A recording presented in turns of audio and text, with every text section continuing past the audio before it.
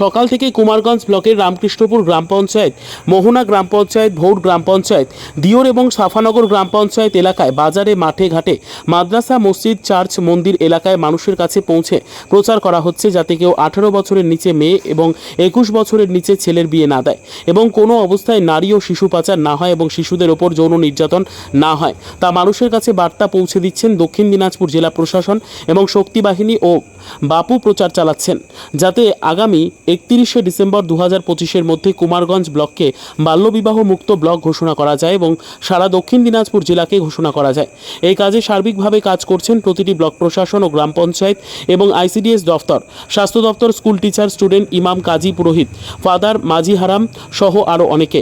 এই কাজে সকল নাগরিকের সার্বিকভাবে এগিয়ে আসার আহ্বান জানান মাননীয় জেলাশাসক বিজিন কৃষ্ণা আইএএস মহোদয়।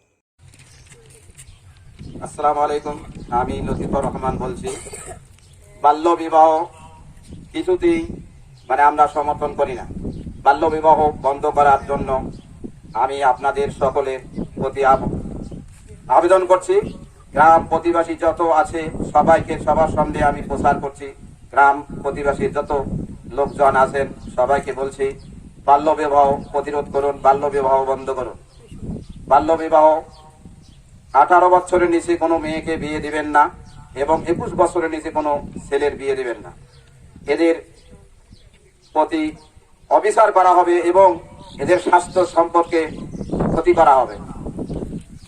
18 বছরের নিচে কোনো বালিকা ও বালককে বিয়ে দিলে এদের শরীর স্বাস্থ্য ভালো থাকে না, এদের অনেক কিছু প্রতিরোধ থাকে না। তাই আমি বলছি, বাল্য বিবাহ বন্ধ করুন, বাল্য বিবাহ বন্ধ করুন।